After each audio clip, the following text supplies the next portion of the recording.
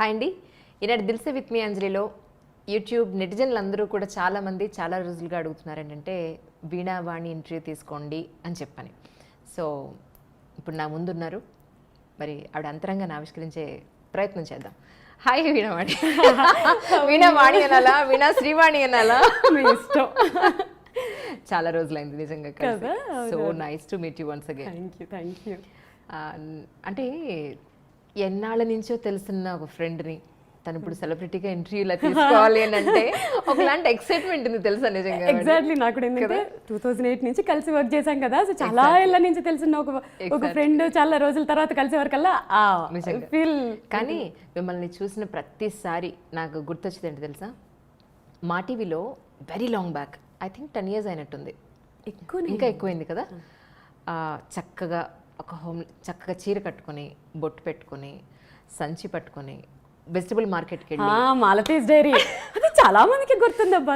అసలు మిమ్మల్ని చూసిన వెంటనే అది ఖచ్చితంగా గుర్తు రావాల్సిందే, ఎవరికైనా సరే మా టీవీ చూసేవాళ్ళు ఖచ్చితంగా గుర్తు రావాల్సిందే. అలా ఉండిపోయింది మైండ్లో తెలుసా. అబ్బా ఎంత చక్కగా ఉంది తిను అని అనిపించింది. అంత మంచి ఆపర్చునిటీ నాకు రాలేదు అని అక్కడ. ఏంటి అసలు ఈ వీణావాణి గురించి తెలుసుకోవడానికి ముందు ఈ ఫస్ట్ కెరీర్ ఎలా స్టార్ట్ అయింది, అసలు ఎక్కడి వారు, మీరు ఏం చదువుకున్నారు? నాకు తెలుసు, వ్యూయర్స్ కోసం చెప్పండి. ఈస్ట్ గోదావరి నందంపూడిలో పుట్టాను నేను. 8th class వరకు కూడా అన్నిట్లో ఫస్టే, అసలు స్కూల్ ఫస్ట్, అసలు ఆటలు పాటలు అన్నిట్లో టాపర్. సడన్గా అప్పుడు 8th standardలో అనుకుంటా ఈటీవీ ఏవో స్టార్ట్ అయినట్లునే, 8thలోనూ 9thలోనూ. అప్పుడు సుమక్క, ఝాన్సీ గారు వీళ్ళందరూ అసలు ఇళ్ళల్లో ఆరాధ్య దైవాలు అందరికీ. వీళ్ళందరూ పొగుడుతుంటే ఆబ్వియస్లీ ఎలా ఉంటుందంటే, ఇప్పుడు మనం అన్నిట్లో టాప్ ఉంటే అందరూ మనల్ని మెచ్చుకోవాలి, అందరూ మన వైపే చూడాలనిపిస్తుంది కదా. మేబీ ఆ టెన్షన్ కోరుకున్నానేమో తెలియదు. అందరూ ఇంట్లో వాళ్ళందరూ ఆవిడ ఎంత బాగా చేస్తుందో, సండేస్ అందరూ వస్తుంది, అది వస్తుంది, నేను ఎందుకు యాంకర్ అవ్వకూడదు, సో నేను యాంకర్ అవ్వాలి. ఒకటే స్లోగన్ ఉండేది, రాబోయే కాలానికి కాబోయే యాంకర్ని. ఇదే మాట. సో అప్పుడు మా మామయ్య ఉంటారు, రైల్వేస్లో చేస్తారు, నాగేశ్వరరావు గారు. ఆయన నన్ను, వాళ్ళకి ఆడపిల్లలు లేరు ఆయనకి, నన్ను బాగా చిన్నప్పటి నుంచి ప్యాంపరింగ్ అనమాట. ఇది యాంకరింగ్ అంటుందని చెప్పి లోకల్ సిటీ కేబుల్లో ఎండి మధు అంకుల్ ప్లస్ అక్కడ నటరాజన్ అని న్యూస్ ఇన్ఛార్జ్, సో వాళ్ళ దగ్గర తీసుకుపోయి ఎలాగైనా తెలీదు మా అమ్మాయిని యాంకర్ చేయాలి అని చెప్పి పెట్టారు. సో పాప ఈయన మాట కాదని లేక వాళ్ళు అక్కడ 2-3 ప్రోగ్రామ్ లోకల్ సిటీ కేబుల్ ఏముంటాయి, అన్ని షోలు నేనే మొత్తం. స్కూల్ నుంచి వెళ్ళాలి, అక్కడ యాంకరింగ్ చేయాలి, పక్కనే మా సర్టిఫికేట్ కోర్సు అయ్యగారు సత్యప్రసాద్ గారి దగ్గర చేశాను, ఆయన ఇల్లు. సో మేకప్ ఏముంటుంది, జస్ట్ లిప్స్టికేగా తుడిచేసుకుని వెళ్ళిపోవాలి. మళ్ళీ ఆంటీ ఉండేది, తుడుచుకో మేకప్ తుడుచుకో, క్లాస్ స్టార్ట్ అయింది రా తొందరగానే. మా సార్ వాళ్ళ వైఫ్ రాజలక్ష్మి ఆంటీ, తుడుచుకో మేకప్ తుడుచుకో తొందర. క్లాస్ అటెండ్ అయ్యి అన్ని సైకిల్ మీదే. అసలు ఎంత కష్టం, ఇప్పుడు తలుచుకుంటూ అనిపిస్తుంది, అబ్బో ఎంత కష్టపడ్డాను, ఎంత లాంగ్ అయినా సైక్లింగ్ చేసుకుంటూ వెళ్ళి అలా స్టార్ట్ అయిన కెరీర్. ఆ యాంకరింగ్ అక్కడ ఉండే ఆ పునాదులు ఇక్కడ శాటిలైట్ ఛానల్స్లో చేయడానికి చాలా హెల్ప్ఫుల్ అయిపోయాయి. ఫస్ట్ అటెంప్ట్లోనే సెలెక్ట్ అవ్వడము మా టీవీలో, అసలు ఎక్కడ తిరిగి చూసుకోలేదు. ఇంకా ఎన్నాళ్ళు చేశారు మా టీవీలో? అప్పుడు కంటిన్యూస్గా 2002లో మా టీవీలో సురేష్ తేజ్ గారు ముందు చనిపోయారు కదా, సో వారు మా టీవీలో ఫస్ట్ ఉన్న డైరెక్టర్, ప్రేమతో అని మూవీకి షోకి తను నా ఫస్ట్ డైరెక్టర్ అనమాట. తర్వాత కన్సీవ్ అయిన తర్వాత బేబీ కొంచెం గ్యాప్ వచ్చింది. తర్వాత మిస్సెస్ ఏపీ కంటెస్టెంట్గా ఇది కూడా మర్చిపోవద్దు. దాని తర్వాత 2006 నుంచి 2014 వరకు అసలు రోజుకి 3 ఛానల్స్ 4 ఛానల్స్ వర్క్ చేసిన రోజులు కూడా ఉన్నాయి. వెనక్కి తిరిగిన రోజులే లేదు, మీకు తెలుసు కదా. నిజం. చాలా మంది కింద కమెంట్స్లో అడుగుతున్నట్టున్నారు, నేను పెళ్లి చేసుకుంటాను. నేను మా వారితో అంటాను, ఏమండి కామెంట్ వచ్చింది, మా వారిని అడిగి చెప్తానని చెప్పు అంటారు. సో అదంతా అభిమానం ఉంటుంది అంతే. కానీ నిజంగా చక్కగా ఈ రోజుల్లో అంత జుట్టు ఎక్కడ చూస్తున్నాం, ఎక్కడన్నా కనపడుతుందా? ఈవెన్ నాతో కనిపించదు. పెళ్ళి పిల్లలు అయిపోయిన తర్వాత ఆ జుట్టు కనపట్టలేదు, ఈ లుక్ కనపట్టలేదు. చక్కగా ఆ వీణ, ఆ బొట్టు, ఆ బొట్టలు, ఆ జడ సెట్ అయిపోయింది అంతే. నేను ట్రెడిషన్స్కి, మన హిందూ అంటే ఆచారాలకి సంప్రదాయాలకి చాలా విలువిస్తానండి. దేవుడైతే ఏంటి, స్పిరిచువల్, వెరీ స్పిరిచువల్. మా అత్తమ్మ ఏం చెప్తే అదంతా, మాకు సంప్రదాయాలు బాగా ఎక్కువ. ఒక టాపిక్ వచ్చింది కాబట్టి ఒకటి చెప్తాను. మా అత్తమ్మ పెళ్ళైన ఫస్ట్ డే ఇంట్లోకి రాగానే చెప్పారనమాట, ఇంట్లో కొన్ని ఆనవాయితీలు ఉంటాయి. అదేంటంటే మాకు మట్టి గాజులు వేసుకోకూడదు, మేము నల్లపూసలు వేసుకోకూడదు, ఆ, ప్లస్ పుస్తెల తాడు ఎవరికి కనపడకూడదు, ఓకే. మంగళసూత్రం. మా అత్తమ్మ వాళ్ళు కొంగులు కప్పుకునేవారట. ఇప్పుడు ఈ ట్రెండ్లో అలా ఉండలేము, ఆబ్వియస్లీ కాలానుగుణంగా మరం మారాలి. అవును. అప్పుడు ఏం చేస్తానంటే నేను పుస్తెల తాడు వెనక్కి పెడతాను. చాలా మంది అనుకుంటారు నేను తీసేస్తానేమో అని. ఓకే. నో, వెనక్కి పెడతాను పుస్తెల తాడు. ఓకే. సో ఇలా అంటే ఏ జిల్లా వాళ్ళు మేము తెలంగాణ, మెదక్. ఓకే. ఓకే. కానీ వాళ్ళ వంశంలో కొన్ని ఆచారాలు ఉంటాయి కదా. సో మా వంశంలో ఇవి ఆన్వాయితీలు, ఓకే. ఇవి ఇది దిష్టి తగులుతుంది అలా చూపించకూడదు అందరికీ అను సంథింగ్ అది. So okay. మీది లవ్ మ్యారేజ్ అని చెప్పని విన్నాను, అవునా? ఎలా అసలు మీరు సన్నగా చక్కగా ఈ రోజుకి మాన తిరుపతి లడ్డు ఎలా అసలు ఎక్కడ పరిచయం మీది? నేను ఇంటర్ నుంచి, నేను చిన్నప్పటి నుంచి సెల్ఫ్ రెస్పెక్ట్ అంటే నేను మా డాడీని వాళ్ళని ఇబ్బంది పెట్టకూడదు అన్నట్లు అనమాట. సో ఇంటర్లో ఉన్నప్పుడే క్లాసెస్ చెప్పేదాన్ని. నేను రైల్వే స్టేట్ సెకండ్ ర్యాంక్ నాది, ఆర్ఆర్బి. సో జాబ్ వచ్చిందనమాట. సో ట్రైనింగ్ కోసం హైదరాబాద్ వచ్చాము. ఓకే. సో ట్రైనింగ్ తీసుకుంటున్నప్పుడు డాడీకి ఎక్కువ ఇబ్బంది అవ్వకూడదు అని చెప్పి క్లాసెస్ తీసుకునేదాన్ని, వీణా క్లాసెస్. సో మా హస్బెండ్ వాళ్ళ కజిన్ వాళ్ళ డాటర్ నా దగ్గర క్లాసెస్కి వచ్చేదనమాట. ఒకరోజు తన్ని తీసుకెళ్ళడానికి మా హస్బెండ్ వచ్చి చూసి నన్నే చేసుకుంటాను కూర్చున్నారు. ఎవరు ఫస్ట్ ప్రపోజ్ చేశారు? ఆయనే చేస్తారు ఆబ్వియస్లీ. మనకి అంతా అస్సలు అవి నచ్చేవి కావు అసలు, అస్సలు నచ్చేవి కావు. కాకపోతే ఏంటంటే నేను అందానికి ఇంపార్టెన్స్ అస్సలు ఇవ్వనండి, అస్సలు అందానికి ఇంపార్టెన్స్ ఇవ్వను. ఇవాళ ఉంటుంది రేపు పోతుంది అది. ఇప్పుడు ఇవాళ మా ఆయన తిరుపతి లడ్డులా ఉండొచ్చు, 1 year తర్వాత నేను అవ్వచ్చు. సో నేను ముద్దుగా పిలుచుకుంటాను తిరుపతి లడ్డు. సో అందానికి అస్సలు ఇంపార్టెన్స్ ఇవ్వను. ఆయన నేచర్ ఎలా అంటే నేను ఇప్పటివరకు అలాంటి ఒక జెంట్ అంటే ఒక మగవాళ్ళలో చాలా రేర్గా ఉంటారు. అంటే ఒక భార్య ఎమోషన్స్ని అర్థం చేసుకుంటూ, లైక్ నాకు ఎలా కావాలో అలా, నాకేం కంఫర్ట్స్ కావాలో నాకంటే ముందు. ఇప్పుడు ఫర్ ఎగ్జాంపుల్ నేను ఇప్పటివరకు చెక్ పోస్ట్లోకి వెళ్ళాలనుకుంటే నాకంటే ముందు స్టడీ చేసేస్తారు, ఇక్కడ నేను ఏమైనా ఇబ్బంది పడతానా, దారిలో ఏమైనా ఉంటాయా చేసి నువ్వు వెళ్ళు అంట. అంత కేరింగ్, కంఫర్ట్ చూస్తారు. సో ఇప్పుడు అనిపిస్తుంది నా సెలక్షన్ తప్పు కాలేదు. ఆయన ప్రపోజ్ చేసిన వెంటనే ఓకే చెప్పేశాను, నో ప్రాబ్లం. ఇంట్లో ఏం ప్రాబ్లం కాదా? అయ్యాయి, అవుతాయి, ఆబ్వియస్లీ అవుతాయి. సో నేను పెరిగిన వాతావరణానికి ప్రకారం అంటే మాది అగ్రహారం. సో అమ్మమ్మలు వాళ్ళందరూ మాట్లాడుకోవడం ఏంటంటే పెళ్ళైన తర్వాత ఆడపిల్లకి అత్తగారు ఇల్లే మొత్తం, అత్తగారు మామగారే సర్వస్వం, పెళ్ళైన తర్వాత అటే ఉండాలి అనేవి విని విని విని ఉన్నాను కాబట్టి ఇటే బెండ్ అయ్యాను. అంటే మగపిల్లోడు తల్లిదండ్రులు చూసుకోవాలి బాధ్యత, ఆడపిల్లని అత్తగారు వాళ్ళు మామగారిని చూసుకునే బాధ్యత నాది. సో 2 పడవల మీద కాలు పెట్టకూడదు లవ్ మ్యారేజ్ చేసుకున్నప్పుడు, ఎందుకంటే అది ఫెయిల్ అయ్యే ఛాన్సెస్ ఎక్కువ ఉంటాయి. అది ఎందువల్ల అనేది కొంచెం ఫేస్ చేసిన వాళ్ళకి తెలుస్తుంది. ఆ మెచ్యూరిటీ కూడా రావాలి, మనం ఎంత చెప్పినా అర్థం కాదు. సో అందుకని ఒక పడవను వదిలేయాలి అనుకుంటున్నప్పుడు మన హిందూ ధర్మం ప్రకారం నా బాధ్యత ఏంటి, సో ఇటు మొగ్గి అటు వదిలేసి. బాధ అనిపించట్లా?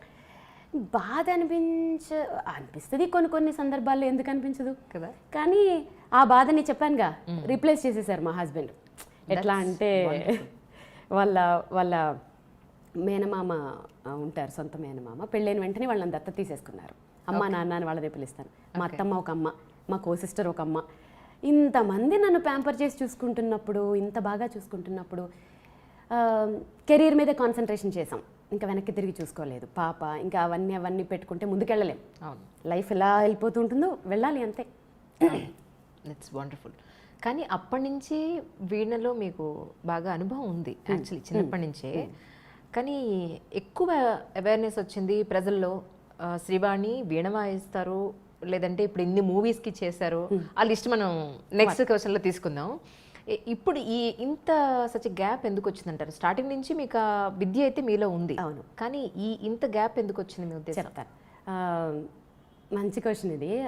గ్యాప్ ఎందుకు వచ్చింది అని అంటే, మనం ఏదైనా ఒక విద్య స్టార్ట్ చేసినప్పుడు సరస్వతి అమ్మవారికే మొక్కుతాం, ఆమె చేతిలో ఉండే వీణకి చాలా గౌరవం ఇస్తాం. ప్రాక్టికల్గా చూస్తే ఈ వీణని డైరెక్ట్గా చూస్తే పర్సంటేజ్ ఎంత నేను చెప్పలేను, కానీ చాలామంది పీపుల్ ఒక బ్రహ్మ పదార్థం చూసినట్లు, అమ్మో అది మనకు అర్థం కాదురా, అదేదో ఇన్స్ట్రుమెంట్, ముట్టుకోవాలంటే కూడా ఏదో కత్తినో చాకునో ముట్టుకోవాలన్నట్టుగా ఫీల్ అవుతారు. అవునా కదా? అవును. సో అదేంటో బ్రహ్మ పదార్థం. దానివల్ల ఏమైపోతుందంటే అంతరించిపోతుంది, ఆల్మోస్ట్ అంతరించిపోతుంది. నేను ఒక 2008లోనేమో ఒక రియాలిటీ ఒక సెలబ్రేషన్స్ మనం ఇప్పుడు చూడండి వినాయక చవితికి అప్పుడు స్పెషల్ ఎపిసోడ్స్ పెట్టారు కదా, ఒక పెద్ద ఛానల్లో స్పెషల్ ఎపిసోడ్ పెట్టినప్పుడు అందరూ తల యాక్టివిటీ చేస్తున్నారు, నేనేం చేస్తాను, వీణ వాయిస్తానని చెప్పాను. సో డైరెక్టర్ గారు కూడా నా మీదగా అప్పటికి ఆయన పాపం విముఖంగానే ఏం వీణ ఎవరు వింటారు అనుకుని నా మీద గౌరవంతో సరేనండి మేడం తెచ్చుకోండి అన్నారు. ఓకే, అందరూ డాన్సులు చేశారు, అవి చేశారు ఇవి చేశారు. అప్పటికే సెట్ సౌండ్స్ తోటి దద్దరిల్లిపోయిన టైంలో నేను కూర్చున్నాను, వీణ పెట్టుకున్నాను. అప్పటికి ఇంకా నాకు మైక్స్ ఎలా సెట్ చేయాలి, ఈ ట్రాక్స్ ఏంటి, ఈ సౌండ్స్ మీద అంత అవగాహన లేకపోవటం వల్ల వాయిస్తూ ఉంటే అందరూ ఒక్కొక్క వికెట్ పడిపోతుంది. అమ్మో ఇవిడు ఎప్పుడు ఆపేస్తుందని కొంతమంది, నా మీద ప్రేమతో కొంచెం ఇలా అనేవాళ్ళు కొంతమంది, వాళ్ళ మొహాలన్నీ నాకు అర్థమై ఎక్కువ ఇబ్బంది పెట్టకూడదని ఆపేశాను. అలాంటివి ఎన్ని ఫేస్ చేశానో నేనైతే. అసలు ఇంట్రెస్టే ఉండేది కదా ఎవరికి, వీణ అంటే ఎవరు వింటారు, వింటే కదా మనం వాయిస్తాము. అందువల్ల నేనే ఏదో డిప్లొమాలు చేసుకోవడము, ఇంట్లో వాయించుకోవడము, మా ఆయన దగ్గర వాయించుకోవడము, ఏదో ఇంట్లో ఎవరైనా వస్తున్నప్పుడు వాయించుకోవడం, ఇంతే. ఎవరైనా ఎంకరేజ్ చేస్తే వాయిస్తాము. పిల్లలు కూడా మీరు నమ్మరు, ఒక 3 years బ్యాక్ కూడా ఎవరినైనా పిలిచి ఎవరు వాయిస్తా ఉంటే, చీ ఇది ముసలాళ్ళు వాయిస్తారు, నేను కీబోర్డ్ వాయిస్తాననేవాడు, ఒకడు గిటార్ వాయిస్తాననేవాడు. అయ్యయ్యో ఏంటిది అని. నో, మా హస్బెండ్ తోటి ఏందండి ఇది, ఇన్నేళ్ళు కష్టపడి ప్రాక్టీస్ చేశాను, ఇది ఇంతేనా అంటే అప్పుడు మా హస్బెండ్ చెప్పారు, వీణ అనేది నా దృష్టిలో కూడా బాబాయ్ చాలా కష్టమైనది, ఆ ఫీలింగ్ పోగొట్టే, అంటే సింప్లిఫై చెయ్యి. వాళ్ళకి అర్థం కానిది వాయిస్తే కదా వాళ్ళు భయపడతారు, వాళ్ళకి అర్థమైంది వాయించు అనేవారికల్లా అప్పుడు ఒక థాట్ వచ్చి సినిమా పాటలు. అంటే ఇక్కడ ఒకటి, నేనేం పెద్ద ఘనకార్యం ఏదో చేశానని కాదు, మన పూర్వీకులు అంటే మహానుభావులు చిట్టిబాబు గారు, కొనుక్కుడు వైద్యనాథ్ గారు మీరు చూసినట్లయితే వారు కూడా ఇలాంటి ఒక ఎక్స్పెరిమెంటే చేశారు. అంటే మధ్య మధ్యలో కచేరీలు చేస్తూ మధ్యలో సినిమా పాటలు వాయించేవారు. సో ఇంకా వారు చేసిన ఆ ప్రయత్నాల వల్లే కొన్ని ఇన్స్ట్రుమెంట్స్ ఇంకా ఇప్పుడు బతుకున్నాయని అనుకోవాలి. అప్పటికి ట్రెండ్కి తగ్గట్టు వాళ్ళు చేశారు, వాళ్ళని ఫాలో అవుతూ ఏదో చిన్నగా స్టూడెంట్ కాబట్టి ఇప్పుడు ట్రెండ్ని అట్రాక్ట్ చేయడానికి కొత్త కొత్త ఎక్స్పెరిమెంట్లు చేస్తూ నా వీణని నెక్స్ట్ జనరేషన్కి తగ్గట్టుగా మేకప్ చేసి మీరు ఇప్పుడు చూసినట్లయితే నా వీణలు చాలా స్టైలిష్గా ఉంటాయి. సో నెక్స్ట్ జనరేషన్ అట్రాక్ట్ చేయడానికి చేసిన ప్రయత్నాల్లో కొంచెం సక్సెస్ అయ్యాను, సోషల్ మీడియా పుణ్యమాని. ఓకే. సో అంటే వరల్డ్ రికార్డ్ కూడా వచ్చినట్టుంది కదా, అంటే ఏ పాయింట్లో వచ్చింది వ్యూవర్స్కి అర్థం అవడానికి అడుగుతా. నాకు మబు షేక్ అని నాకు వీణలు తయారు చేస్తారు. ఆయన కూడా ఎట్లా అంటే నార్మల్గా వీణలు చేసేసామా మేళాలు చేసేసామా అనే టైప్ కాదు ఆయన, ఏదో సాధించాలి, సేమ్ నాకు తగ్గడా ఆయన కూడా. ఒకసారి ఒక చిన్న వీణ చేసి తీసుకొచ్చారు, అమ్మా ఇది షోకేస్లో పెట్టేది కాదు, నేను ఇది తయారు చేశాను మీరు వాయించవచ్చు అన్నారు. కానీ మీరు నమ్మరు, ఆ చిన్న వీణ మీద వాయించడం అనేది పెద్ద గొప్ప ఇంట్లో అనుకుంటారు జనాలు. ఎంత కష్టం అంటే సర్టెన్ వరకే మీకు వేలు వెళ్తుంది, తారాస్థాయికి వేలు వెళ్ళవు, అక్కడ పట్టవు వేళ్ళు, శృతులు చేయలేము. అలాంటిది దాని మీద western, classical, semi classical, Hindi, Telugu అలా కొన్ని ఐటమ్స్ మీద వీణ వాయించి నేను వరల్డ్ రికార్డ్ చేశాను దాన్ని. ఎన్నాళ్ళు ప్రాక్టీస్ చేశారు దాని మీద? అమ్మో దానికి బాగానే చేశాను. అంటే ఎన్నాళ్ళు అంటే టైం పీరియడ్ తక్కువే కానీ హార్స్ ఎక్కువ, గంటలు ఎక్కువ. చేతులు ఇక్కడంతా కాయలు కాచిపోయి శృతులు చేస్తుంటే ఆ ఫోటో ఒకళ్ళు గిఫ్ట్ కూడా ఇచ్చారు నాకు, ఆ వేళ్ళు ఉంటాయి ఇక్కడ అలా శృతి చేసినప్పుడు అవి తిరగక పిరడాలు చాలా కష్టమయ్యి. సో అవి చాలా దానికి కొంచెం కష్టపడ్డాను. ఒక వీడియో చూసాను మీద, నేను వేళ్ళు కూడా బాగా బ్లాక్గా అయిపోయి ఉన్న వీడియో ఒకటి చూసాను.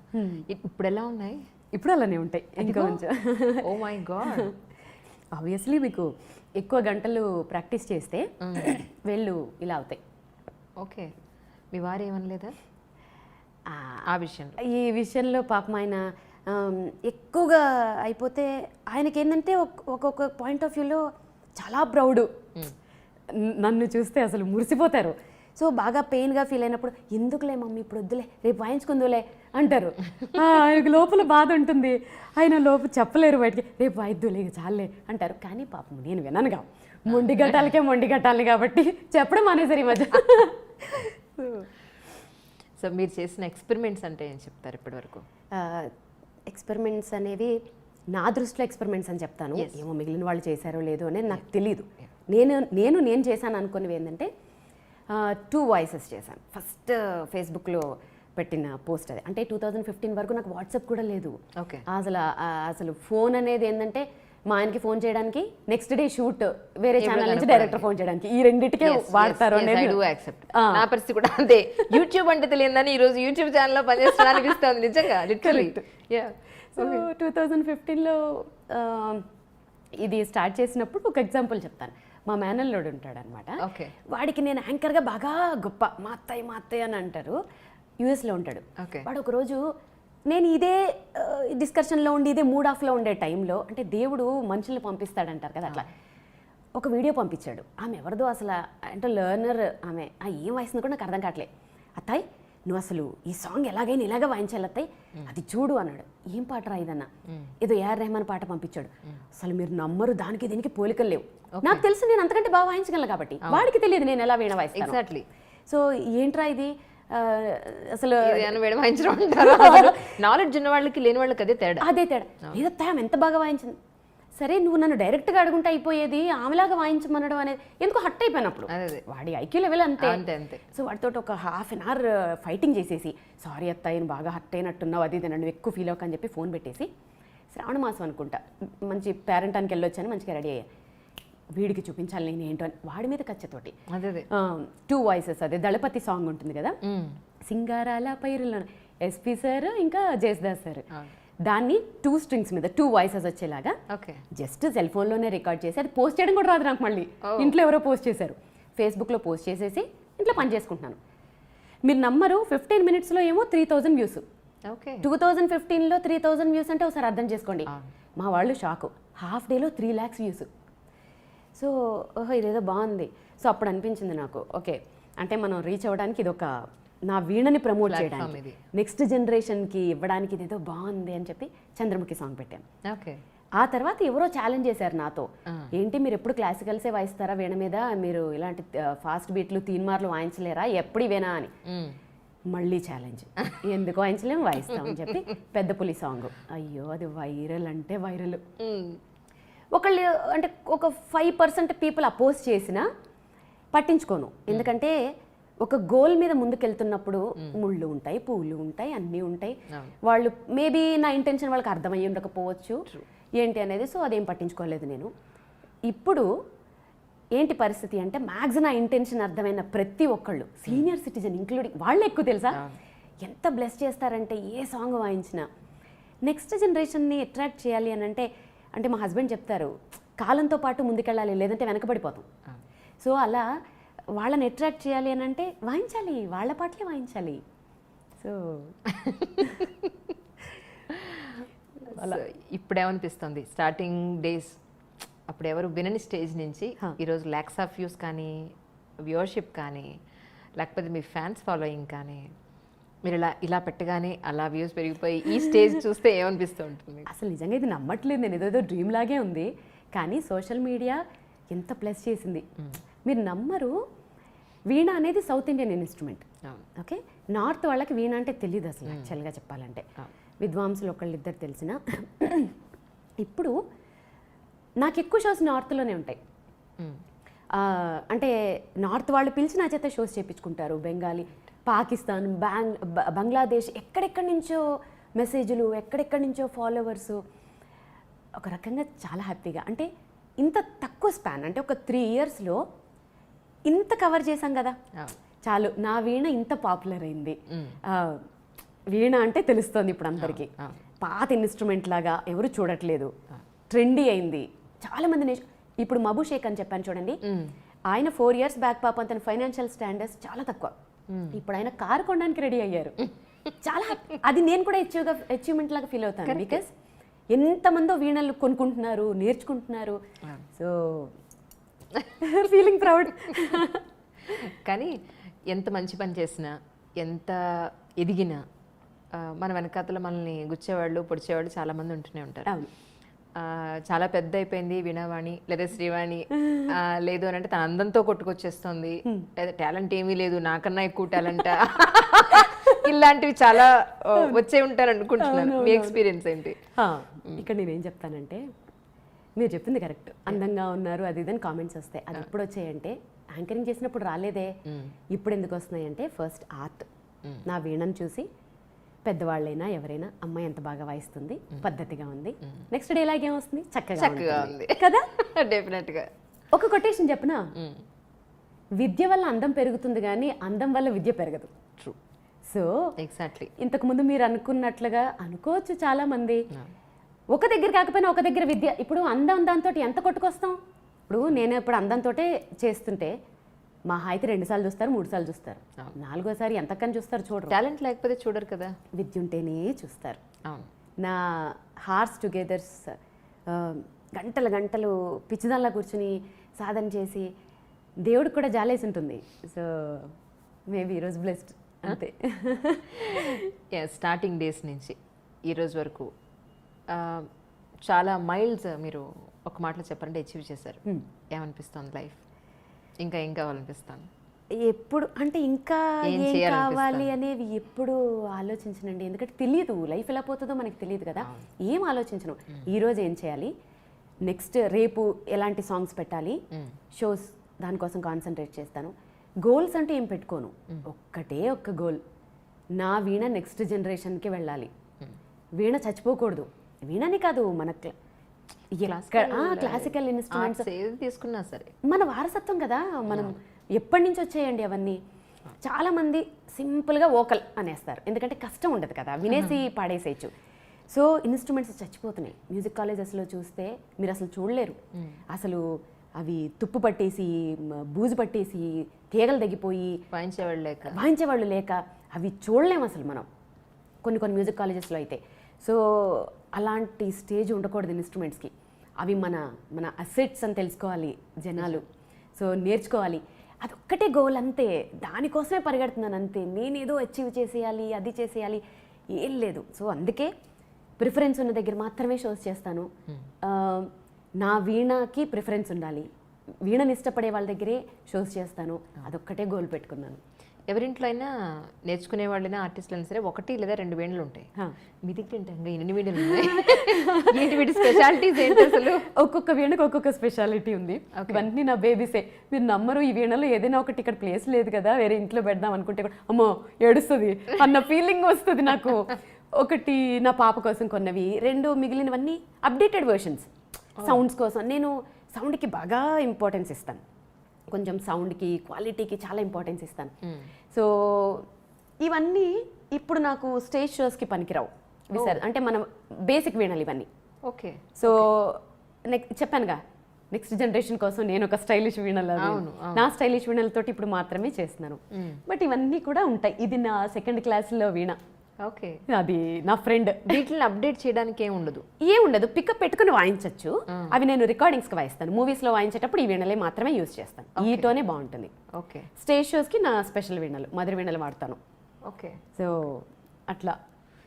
ఇప్పటివరకు ఎన్ని మూవీస్కి మీరు వర్క్ చేశారు? పెద్దగా పెద్ద ఒక చాలా నెంబర్స్ చేయలేదు. కిరవాణి గారికి పెద్ద సినిమాలకి, కిరవాణి గారికి అంటే ఓం నమో వెంకటేశాయ, మహాన్ భావుడు, తమన్ గారికి ఇంకేవో కూడా చేశాను. అంటే వాయించేసి వచ్చేస్తాం కదా, సో ఎక్కడెక్కడ యూజ్ చేస్తారనేది తెలీదు. సాయి కార్తిక్ గారికి, ఆర్పి పట్నాయక్ గారికి.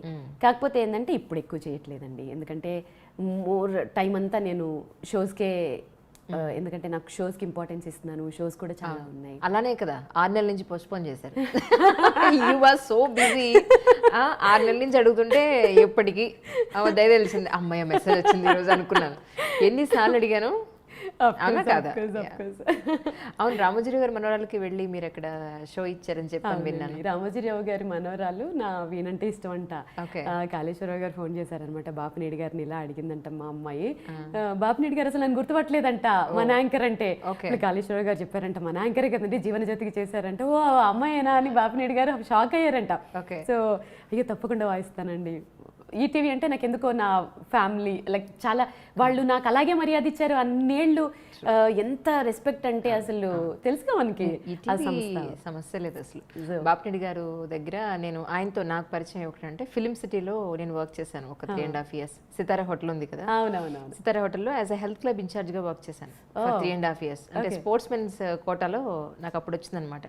డిగ్రీ చదువుతూ అక్కడ జాబ్ చేశాను ఆయన దగ్గర. అప్పుడు రామోజీరావు గారు ఆ హెల్త్ క్లబ్ కన్స్ట్రక్షన్ అప్పుడు వీళ్ళందరూ వచ్చి చూసి పెడుతూ ఉండేవారు. So I was the incharge for that actually.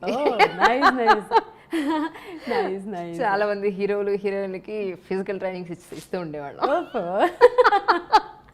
అలా పరిచయం. They are such a very nice people actually. ఎలా నడిచింది మీకు, ఎలా అనిపించింది నడుస్తుంటే? రామోజీరావు గారు వాళ్ళ మనవరాల పెళ్లిలో వాళ్ళంతా ప్రయారిటీ ఇచ్చి వాళ్ళ వెడ్డింగ్ కార్డ్ లో కూడా సెట్ వేసి అంత ప్రిఫరెన్స్ ఇచ్చి కిరణ్ గారు వచ్చి అసలు వారు అప్రిషియేట్ చేస్తుంటే నాకైతే అసలు ఎంత బాగా అప్రిషియేట్ చేశారో అసలు బాగా అనిపించింది. అసలు ఒక మంచి స్వీట్ మెమరీ అది. నిజం.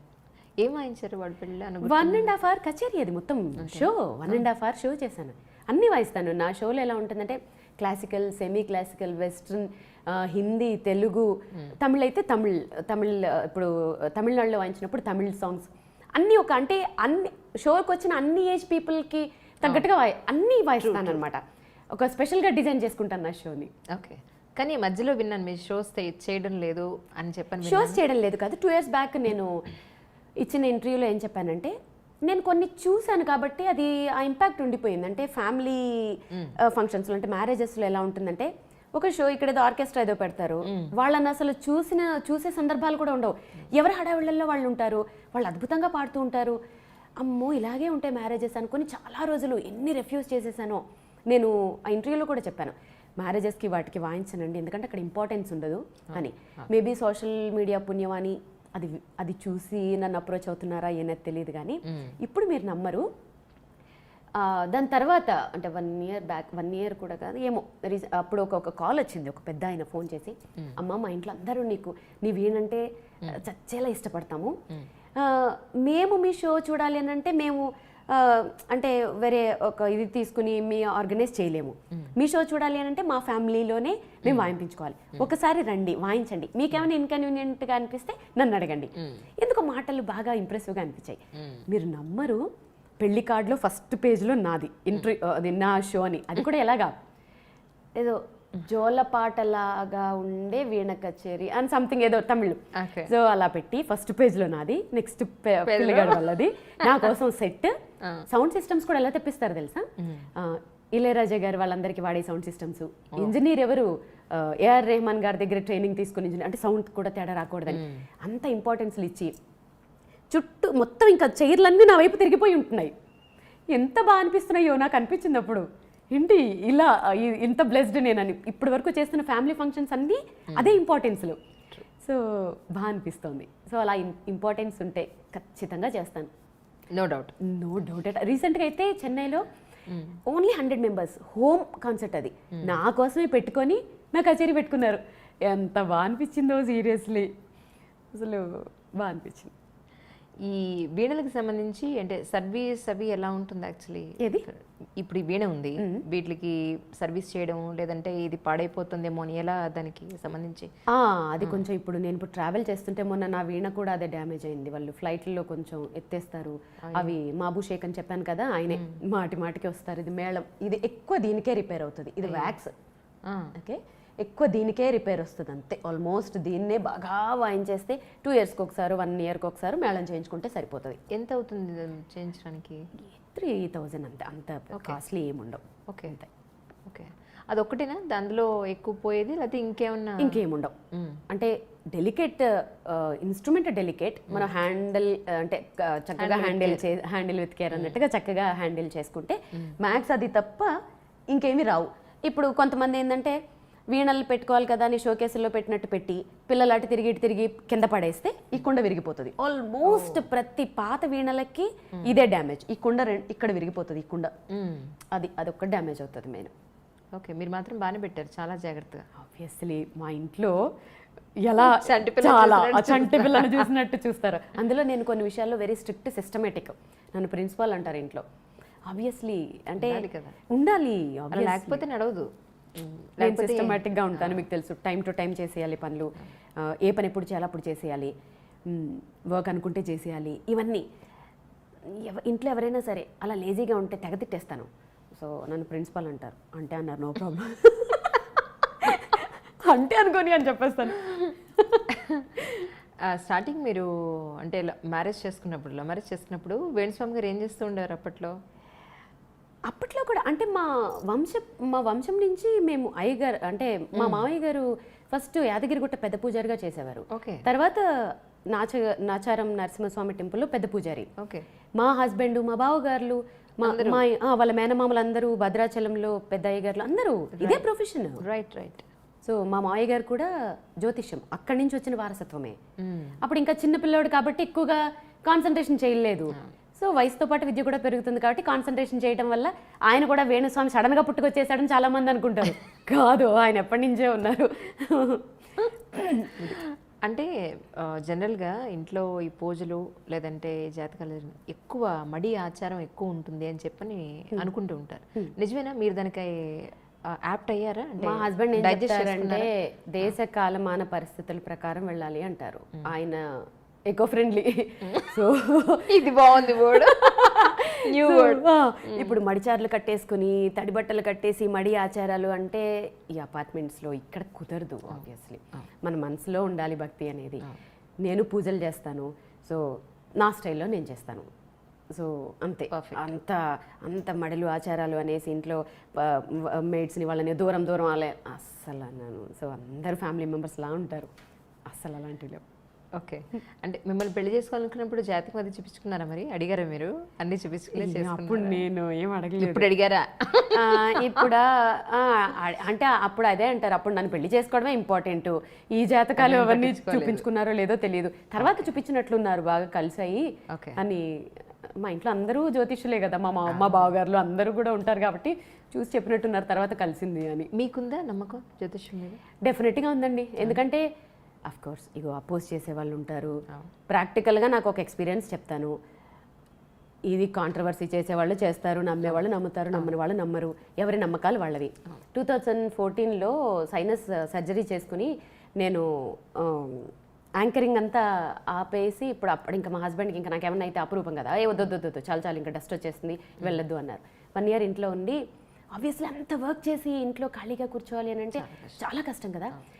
మాటికి ఏంటి ఇలా నేను ఇంకింతేనా, ఇంకేం చేయలేనా అంటే నువ్వు వీణనే బాగా ప్రాక్టీస్ చేయి, 2016 తర్వాత వీణ పేరు చెప్తే నువ్వు గుర్తొస్తావు అన్నారు. అప్పుడు ఎలా తిట్టానంటే ఆయన్ని, ఏమండే మీరు మీ జాతకాలు అంతమంది విద్వాంసుల్లోనంట పేరు చెప్తానంట నా పేరు గుర్తొస్తుందట అని చెప్పి చాలామంది అంటే స్టార్ మహిళ శ్రీధర్ రెడ్డి ఉంటారు, సిద్ధు నన్ను అక్క అంటారు, బావ అంటారు. సిద్ధుకు ఫోన్ చేసి, సిద్ధు మీ బావ ఇలా చెప్పారు అని అంటే, ఏమో అక్క సూపర్ స్టార్ అయిపోతావేమో, బావ చెప్పింది తిరగవద్దు, బావగారు చెప్పింది ఏమో అని. నేను టీవీలో కూడా కొంతమందికి చెప్పాను ఇలా అంటున్నారు అని. ఎందుకంటే అప్పుడు ప్రతి ఒక్కటి షేర్ చేసుకునేదాన్ని కొంతమందితో. అయిపోయిన తర్వాత కట్ చేసి చూస్తే అప్పుడు మాట అన్నారు, జరిగితే ఏం చేస్తావన్నారు. అది చెప్పను మీకు తర్వాత సీక్రెట్గా చెప్తానే. సో బెట్ కూడా కట్టాను. సో తీరా కట్ చేసి చూస్తే మరి ఇప్పుడు జరిగినట్టే కదా, దానికి ప్రూఫ్స్ కూడా ఉన్నాయి కదా. అందుకే వాళ్ళ పేర్లు చెప్పాను. ఎందుకంటే ట్రాష్ అనేవాళ్ళు, అవనేవాళ్ళు, ఇవనేవాళ్ళు మస్తు మంది ఎప్పుడు ఉంటూనే ఉంటారు. ప్రాక్టికల్ గా నేనే ఎక్స్పీరియన్స్ కదా. సంవత్సరం ఏ రోజు సూర్యగ్రహణం వస్తుంది, ఏ రోజు చంద్రగ్రహణం వస్తుంది, ఈ సంవత్సరమే చెప్తున్నారు కదా. చెప్తున్నారు అది జరుగుతుంది కదా సైంటిఫిక్ గా. అది ఆ డేట్ ని గెస్ చేయగలిగిన మన సంప్రదాయం సైన్స్ కి సమానంగా కాదని ఎలా అనుకుంటాం? గ్రహాలు ఉన్నాయి, గ్రహాలు స్థితిగతులు మారుతున్నాయి, అది కూడా ఫస్ట్ మన వాళ్ళే, సైన్స్ చెప్పలే. అదే అంటున్నాను. సో ఏంటంటే 1-2 ఫెయిల్ అవ్వచ్చు, అది వాళ్ళ అదృష్టం అనుకోవచ్చు, ఏదైనా అనుకోవచ్చు. అందుకనే నేనైతే మన శాస్త్రాల్ని నమ్ముతాను, మన విశ్వాసాల్ని నమ్ముతాను, మన సంప్రదాయాల్ని నమ్ముతాను, మన హిందూ మతాన్ని నమ్ముతాను. నేను ప్యూర్ హిందూ. So nice. మరి మీ వారి విషయంలో వచ్చిన ఈ ఛానల్స్ కాంట్రవర్సీలు కింద కామెంట్స్ చూస్తే మీకేమనిపిస్తూ ఉంటుంది? నేనేం పట్టించుకోనండి. అంతేనా? ఎందుకంటే 1 dayలో సెలబ్రిటీస్ అయిపోయిన వాళ్ళం కాదు మేము. ఎంత కష్టపడ్డాము, ఎక్కడి నుంచి లైఫ్ స్టార్ట్ చేసాము అనేది మాతో ట్రావెల్ చేసిన వాళ్ళు మీడియాలో అయితే ఏమి, సినీ ఫీల్డ్లో అయితే ఏంటి చాలామంది ఉన్నారు. ఇవాళ నిన్న కాదు, మా హస్బెండ్ బుడ్డోడుగా ఉన్నప్పటి నుంచి ఆ పద్మాలయ స్టూడియోల్లో ఉండి వాళ్ళందరికీ ముహూర్తాలు పెట్టి వాళ్ళందరికీ పూజలు చేసి అప్పటి నుంచి ఉన్నాం. ఓవర్ నైట్ స్టార్డమ్ వచ్చేసి ఓవర్ నైట్గా అయిపోయిన వాళ్ళం కాదు.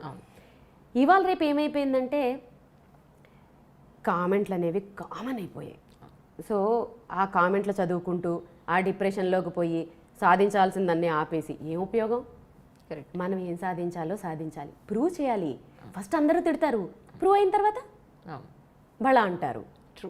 తిట్టినప్పుడు కాముగా ఊరుకుని అది ప్రూవ్ అయ్యేదాకా వెయిట్ చేయాలి. మా హస్బెండ్ అదే చెప్తారు. పర్ఫెక్ట్ అంతే అసలు. ఒక్క 2 ఏళ్ళు 1 ఇయర్. అవును. మా హస్బెండ్ అదే అంటాను, ఆయన జాతకాలు చెప్పేటప్పుడు కామెడీగానే ఉంటుంది, జరిగినప్పుడు. అవును. సో దాన్ని మా హస్బెండ్ అనే కాదు, ఏ జ్యోతిష్కుడైనా ఒక విషయం ఉన్న జ్యోతిష్కుడు చెప్పినప్పుడు కింద తిట్టేవాళ్ళు తిడతారు, తిట్టనీయండి. జరిగినప్పుడు ఒక్కళ్ళు మాట్లాడరు. మళ్ళీ పాపం వాళ్ళకేమో దండేసి సన్మానం చేయొచ్చు కదా, చేయరు. ఎక్కడైనా ఒకటి జరగకపోతే ఇంకా లాగడాలు. అఫ్ కోర్స్ ఇది మనకి రిలేటెడ్ టాపిక్ కాదు, కానీ మన సంప్రదాయాలు కదా, ఇది మన సంస్కృతి కదా. మన సంస్కృతుల్ని మనమే తవ్వుకుని మనమే గొయ్యి తీసి కప్పెట్టేస్తే ఫారిన్ కంట్రీస్ నుంచి వచ్చి వాళ్ళు వేదాలు శాస్త్రాలు జ్యోతిష్యాలు నేర్చుకుంటుంటే మన శాస్త్రాలని మనమే తొక్కేసుకుంటున్నాం. సో ఎందుకో బాధ అనిపిస్తుంది. సరే, ఇది మనకి రిలేటెడ్ కాదు. ఎప్పుడు ప్రాక్టీస్ చేస్తుంటారు డేలో జనరల్గా? ఎప్పుడు చేయరు అని అడగండి. 24 గంటలు ఒకటి నిద్ర, 2 ప్రాక్టీసు, ఈ 2 ఉంటాయి నా లైఫ్లో ఈ మధ్య. ఇంకొకటి చేయను, పెట్టను. మీ కెరియర్లో అప్పటి నుంచి ఇప్పటి వరకు మీకు బాగా నచ్చి ఇది ఖచ్చితంగా నేను ఇంటర్వ్యూ చేస్తే ఇది ఖచ్చితంగా వాయించాలి అనుకున్నది ఒక్కటి, అది కూడా ఒక చిన్న లైన్ వాయిస్తే చాలు. డెఫినెట్గా చాలా ఉన్నాయి, సెలెక్ట్ చేసుకోవడం కష్టం, ఒకటి వాయిస్తాను. Hi, I'm Veena Srivani. నా ఇంటర్వ్యూ విత్ అంజలి ఐ డ్రీమ్స్లో. Don't miss to watch. For more videos subscribe to I dream.